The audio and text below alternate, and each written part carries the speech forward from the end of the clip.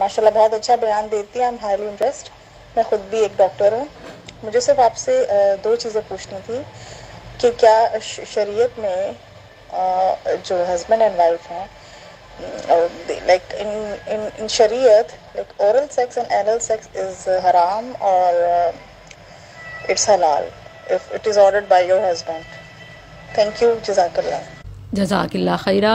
मेरी बहन ने एक बहुत ही अहम इशू की तरफ हम सब की तवज्जो दिलाई है, और ये सवाल कोई आज पहली बार नहीं बल्कि बहुत बार मेरी तरफ आया। पर्सनल में भी मैं रिप्लाई करती रहती हूँ, लेकिन मैं समझती हूँ कि इसका कोई ख़ास फ़ायदा नहीं है। लाइक ये एक पब्लिक इशू है और फैमिली मैटर है, तो इसकी अवेयरनेस भी family like male female husband wife दोनों को होनी चाहिए। मैं सिर्फ ख़वातीन को बताती रहूं, वो आगे से मजबूर हों, और मर्दों तक ये अवेयरनेस ना हो या आम तौर पर इस पर बात नहीं की जाती और इसको हया और शर्म और अखलाकियात के ख़िलाफ़ समझा जाता है। जबकि हमारे दीन में एक असूल है कि इन्नल्लाह ला यस्तही मिनल हक़, हक बात को बयान करने से अल्लाह नहीं शर्माता। शर्म तो इस मामले में होनी चाहिए कि इस मैटर को डिस्कस ही ना किया जाए। शर्म तो इस मामले में होनी चाहिए कि हम हराम का इर्तिकाब कर रहे हों, लेकिन इस मामले में लोगों को शर्म नहीं आती। शर्म आती है तो हलाल पूछने में, हलाल करने में। तो ये बहुत ही अफसोसनाक सूरत हाल है। और उम्मुल मुमिनीन आयशा रज़ी अल्लाह अन्हा अंसार की ख़वातीन के हवाले से अप्रिशिएट किया करती थी कि निअमन निसाउल अंसार लम यमनअहुन्नल हया मिन अन यतफ़क़्क़हन फ़िद्दीन। अंसार की ख़वातीन क्या बोल्ड ख़वातीन हैं कि दीन सीखने में शर्म हया उनको माने नहीं आती, रुक नहीं जाती। तो बहरहाल अब आइए मैटर की तरफ। सवाल क्या है? औरल सेक्स और एनल सेक्स। औरल सेक्स किसे कहते हैं? मर्द और औरत का एक दूसरे की शर्मगाह चाटना, मुंह में डालना। ज़ोजैन कपल हस्बैंड वाइफ के दरमियान भी ये अमल जायज़ नहीं है, हराम है। क्यों? इसकी दलाइल क्या हैं? नंबर 1, इंटरकोर्स का जो हलाल मेथड है ये उसके अपोजिट है। समझ आ रही है ना? यानी हलाल तरीका सिखाया बताया गया, तो जो हलाल के अपोजिट होगा वो तो कबूल नहीं होगा। सूरह बकरा आयत नंबर 223 में अल्लाह अज़्ज़ व जल ने फरमाया फ़अतू हरसकुम अन्ना शिअतुम, तुम्हारी बीवियां तुम्हारी खेतियां हैं, सो अपनी खेती में जिस तरह चाहो आओ। सबसे पहले तो खेती की जगह मालूम होनी चाहिए। जाहिर है कि वो सामने वाली शर्मगाह से है। पखाने की जगह दुबर नहीं है। मैं यहाँ 2 लफ्ज़ यूज़ करूँगी, इसका आपको मीनिंग मालूम होना चाहिए। दुबर कहते हैं एनल सेक्स के हवाले से, यानी पखाने की जगह में इंटरकोर्स करना, और कुबुल कहते हैं फ़र्ज यानी सामने की शर्मगाह में इंटरकोर्स करना। तो जो मौज़े हर्स है, खेती की जगह है, वो कुबुल है, दुबर नहीं है, पखाने की जगह नहीं है, सामने वाली शर्मगाह है। अल्लाह अज़्ज़ व जल ने फरमाया कि इसमें इंटरकोर्स करने के लिए किसी भी पोजीशन का इस्तेमाल कर सकते हो। ये तो हमें एक इस्लाम की वुसअत और अपना दायरा कार मालूम हो गया। किसी भी पोजीशन में, इसमें मतलब खड़े होकर, बैठ कर, लेट कर, right left up down, from every side. जबकि मरकज़ क्या होना चाहिए? मौज़े हर्स, कुबुल, ना के दुबर। अब जो एनल सेक्स है या जो ओरल सेक्स है ये इसके टोटल अपोजिट है। तो इस बिना पर ओरल सेक्स, एनल सेक्स ये हराम है। और ओरल सेक्स मुंह में एक गंदगी डालना, जो मादा मनविया है उसको मुंह में निकालना या उज़्वे मखसूसा को मुंह में डालना, ये गंदगी है। इस्लाम में गंदगी से दूर रहने का हुक्म है। और रुज्ज़ा फहजुर, सूरह मुदस्सिर आयत 5। दलाइल तो बहुत सारे हैं, लेकिन लोग शायद इसे छोड़ना ही नहीं चाहते और अपनी शहवत के हाथों मजबूर हैं।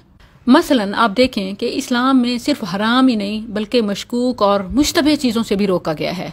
और ये सब मानते हैं कि क्लियरली हराम ना भी सही तो ये मशकूक और मुश्तबे तो ज़रूर हैं। जबकि मैं तो समझती हूँ कि इस पर इतने दलाइल हैं कि ये क्लियरली हराम है। वगरना मशकूक और मुश्तबे तो मुत्तफ़िक़ा है। और बुखारी में है, नबी सल्लल्लाहु अलैहि वसल्लम ने फरमाया हलाल भी वाज़े है, हराम भी वाज़े है, और इन दोनों के दरमियान कुछ मुश्तबे उमूर हैं जिन्हें बहुत ज़्यादा लोग नहीं जानते। तो जो उन मुश्तबे उमूर से बच गया उसने अपने दीन और इज़्ज़त को बचा लिया। ये बहुत अहम बात है। आज ख़वातीन की इज़्ज़त 2 टके की भी नहीं है। ख़ावंद के हर इशारे पे भी नाचती हैं, फिर भी वो खुश नहीं होते, फिर भी रिश्ते बचाए नहीं जा सकते।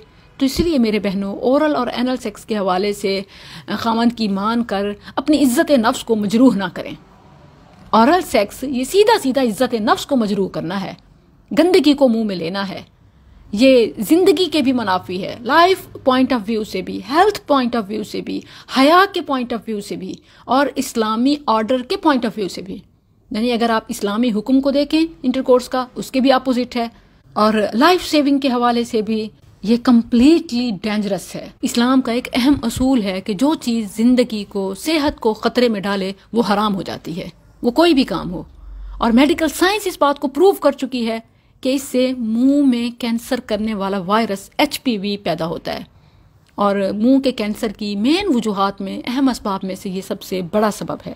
ہر سال دنیا میں 5 لاکھ افراد اس عمل کی وجہ سے منہ کے کینسر میں مبتلا ہو رہے ہیں، جبکہ سالانہ 1.5 لاکھ افراد اس مرض میں مبتلا ہو کر موت کے منہ میں چلے جاتے ہیں، اور 3.5 لاکھ تقریباً اس بیماری میں مبتلا ہو کر بقیہ زندگی تڑپتے تڑپتے اذیت میں گزار دیتے ہیں. جنہیں شرعی قاعدہ سمجھ نہیں آتا وہ سائنسی قواعد سے ہی کوئی نصیحت حاصل کر لیں. شریعت نے کس قدر اہم رول بتا دیا کہ حلال بھی واضح ہے، حرام بھی واضح ہے، ان دونوں کے درمیان کچھ مشتبہ امور ہیں جنہیں زیادہ لوگ نہیں جانتے. تو جو ان مشتبہ سے بچ گیا اس نے اپنے دین اور عزت کو بچا لیا، اور جو شبہات میں یعنی مشکوک کاموں میں، چیزوں میں داخل ہو گیا، اس کی مثال اس چرواہے کی سی ہے جو اپنی بکریوں کو ممنوع علاقے میں، نو گو ایریا کے قریب قریب چراتا ہے. ہو سکتا ہے اس کی بکریاں اس ممنوع علاقے میں داخل ہو جائیں. خبردار، ہر حکومت کے کچھ ممنوع علاقے ہوتے ہیں، اور اللہ کے ممنوع علاقے اس کے حرام کردہ امور ہیں. مسلم میں یہ بھی الفاظ ہیں، من وقع فی الشبہات وقع فی الحرام. جو مشتبہ کاموں میں پڑ گیا وہ حرام میں پڑ گیا. تو اورل سیکس از ایبسلوٹلی حرام، مطلب ان مینی ریزنز، ایک نہیں کئی وجوہات اور دلائل کی بنا پر یہ کلیئرلی صرف ناجائز ہی نہیں بلکہ حرام ہے. اور یہی چیز اینل سیکس کے حوالے سے ہے، یعنی مقعد میں پخانے کی طرف انٹرکورس کرنا، پچھلی شرمگاہ میں انٹرکورس کرنا، اور یہ کبیرہ گناہ ہے، خواہ وہ پیریڈز کے دنوں میں ہو یا عام دنوں میں.